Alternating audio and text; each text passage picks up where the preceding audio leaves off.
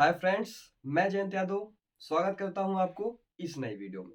कैसे हैं आप लोग? आई होप आप लोग अच्छे होंगे। तो आज की इस वीडियो में हम बात करने वाले हैं कि जो जीईआरडी गैस्ट्रिक इसोफेरेंजियल रिफ्लक्स डिजीज है, एसिड रिफ्लक्स बार बार आना या फिर सीने में होने वाली जलन, इसको कैसे हम लोग ट्रीट करते हैं, कैसे इसको हम लोग हमेशा के लिए ठीक कर सकते हैं, या फिर क्या क्या ऐसा करें कि जिसकी वजह से ये सारे सिम्टम्स इसके रिड्यूस हो जाएं। तो वीडियो को स्टार्ट करने से पहले मैं आपसे एक रिक्वेस्ट करना चाहूंगा कि वीडियो में दी गई जानकारी आपकी सिर्फ नॉलेज पर्पस के लिए है, क्योंकि ये जो डॉक्टर आपको अगर इस तरीके की कोई भी प्रॉब्लम है तो आप अपने डॉक्टर की सलाह पे ही कोई भी मेडिसिन लीजिएगा। वीडियो बनाने का सिर्फ मकसद ये है कि आप तक छोटी छोटी जानकारी पहुंच सके। तो बात करते हैं हम कि कौन कौन सा मेडिसिन या फिर किस तरीके की मेडिसिन या ट्रीटमेंट किया जाता है जीईआरडी या फिर एसिड रिफ्लक्स में। बात करें अगर नंबर वन जो मेडिकेशन चलाई जाती है जीईआरडी में, क्या होता है जीईआरडी? जीईआरडी में आपका जो एसिड का सिक्रीशन है वो बढ़ रहा है, जिसकी वजह से ये रिफ्लेक्स बार बार आते हैं। क्योंकि ये एसिड की वजह से हो रहा है तो इसलिए डॉक्टर का पहला जो रूल या फिर आप कह सकते हैं पहले जो मेडिसिन चलाई जाएगी वो आपका होगा एंटा एसिड। एंटा एसिड का मतलब कि आपका जो एसिड है कुछ बेसिक चीजें दी जाएं, बेसिक मेडिसिन दी जाए जो कि उस एसिड को न्यूट्रलाइज कर सके। एंटी एसिड की मैं बात करूं मोस्ट कॉमनली जैसे डाइजीन हो गया आपका, जैसे मैग्नीशियम हाइड्रोक्साइड, या फिर ऐसे बहुत सारे आपका जो एंटी एसिड्स है वो मिलते हैं। और सेकेंड तरीके की जो मेडिसिन चलाई जाती है वो होती है आपकी एसिड को रिड्यूस करने वाली। जी हाँ, ऐसी दवाइयाँ जो कि आपके पेट में जो एसिड बढ़ रहा है उसको रिड्यूस करें।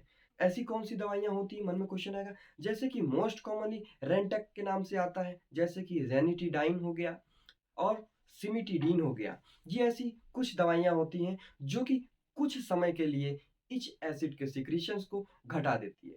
इसका अगर मैं आपको टाइम बताऊं, वर्क पीरियड इसका यानी कि जितनी देर असर करती है, इसका टाइम पीरियड बहुत कम होता है।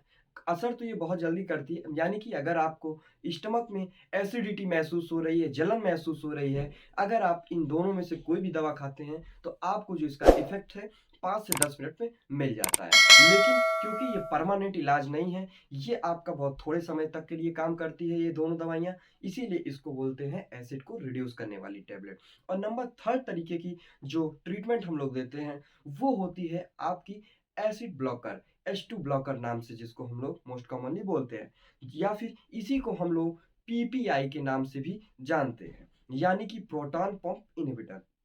ये क्या होता है? मैंने अभी आपको बताया कि रेनिटिडीन या फिर सिमिटिडीन क्या काम करता है कि आपका जो एसिड है बढ़ा हुआ उसका सिक्रीशन कम करता है। लेकिन जो प्रोटॉन पंप इनहिबिटर है ये आपका उस एसिड के सिक्रीशन को ही ब्लॉक कर देगा।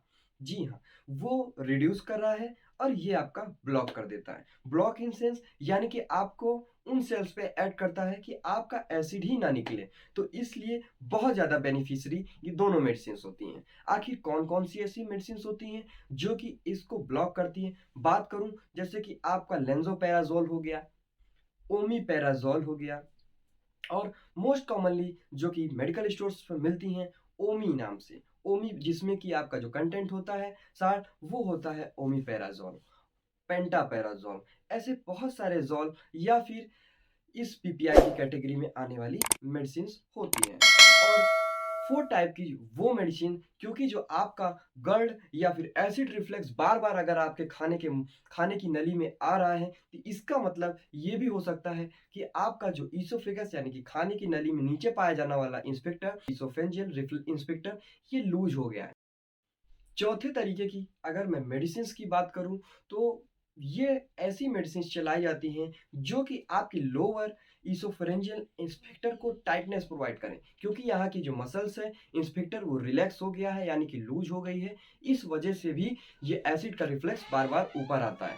तो जो इस तरीके की मेडिसिन है जैसे कि आपका बैक्लोफेन हो गया, इस कैटेगरी या फिर इस क्लास की भी ड्रग्स चलाई जाती हैं ताकि जो इंस्पेक्टर है उसमें टाइटनेस हो सके। तो और फिफ्थ टाइप का जो लास्ट और सबसे आई होप इसकी जरूरत किसी को ना पड़े तो वो है आपका सर्जरी। जब इन चारों से अगर रिलैक्सेशन नहीं महसूस होता है तब आखिरी ऑप्शन होता है सर्जरी। यानी कि अगर ये आपका सर्जरी की वजह से सर्जरी से आपका इंस्पेक्टर टाइट करने की ज़रूरत पड़े या फिर किसी चीज़ का रिमूवल करने की ज़रूरत पड़े, तो ये कराया जाता है। तो ये था इसका जो कि क्लिनिकली इसका ट्रीटमेंट था। अब मैं आपसे बात करूँगा कि इसको आप नेचुरली घर पे भी कैसे ठीक कर सकते हैं। क्योंकि अगर कुछ बैड हैबिटों की वजह से भी ये जो एसिड रिफ्लक्स है, ये ज़्यादा आता है। तो मैं उन्हीं चीज़ों के बारे में आपसे बात करूँगा। जैसे कि बहुत लोगों की गंदी आदतें होती हैं कि खाना खाने के बाद तुरंत वो बिस्तर पे लेट जाते हैं। तो आपको इससे बचने के लिए खाना खाने के 2 या 3 घंटे तक आपको लेटना नहीं है, क्योंकि अगर आप तुरंत लेटेंगे तो आपका जो एसिड है वो आपके माउथ में आ सकता है। और सेकंड जो इसका कॉज़ होता है वो कि कभी-कभी हम लोग ज़्यादा खाना खा लेते हैं। तो वो जो क्योंकि आपका पेट ऊपर तक भरा हुआ है, इन सेंस कुछ लोग कहते हैं मुझे गले तक खाना है, तो वो बहुत ही ज़्यादा बैड हैबिट होती है। तो जिसकी वज़ह से जो लोअर इसोफेरेंजियल स्फिंक्टर होता है वो सही से बंद नहीं हो पाता है। तो उसकी वज़ह से भी ये एसिड रिफ्लक्स देखने को मिलता है। ठीक? और स्पाइसी खाना यानी कि ज़्यादा चटपटा या तले भुने हुए चीज़ खाने की वज़ह से भी इस आपका जो एसिड रिफ्लक्स है वो देखने को मिलता है। तो अगर आपको ऐसे कोई सिम्पटम्स आ रहे हैं तो मैं आपसे रिक्वेस्ट करूँगा कि आप उन सारी चीज़ों को अवॉइड करिए जिनके खाने के बाद आपको ये सिम्पटम्स ट्रिगर होते हैं, बढ़ जाते हैं। तो इस वीडियो में मैंने आपसे बात किया कि आखिर कौन-कौन से ऐसे छोटे-छोटे स्टेप आप उठा के अपनी बीमारी से बच सकते हैं, या फिर अगर ज़्यादा सिम्पटम्स हैं तो आपके डॉक्टर आपको क्या ट्रीटमेंट देने वाले हैं। तो इस वीडियो में लास्ट तक बने रहने के लिए आपका बहुत-बहुत धन्यवाद। मैं आपसे एक रिक्वेस्ट और करना चाहूँगा कि अगर आप इस चैनल पे नए हैं तो चैनल को सब्सक्राइब कीजिएगा और इस वीडियो को ज़्यादा से ज़्यादा शेयर करिएगा ताकि ये जानकारी और लोगों तक भी पहुँच सके। Thank you for watching this video. Have a nice day.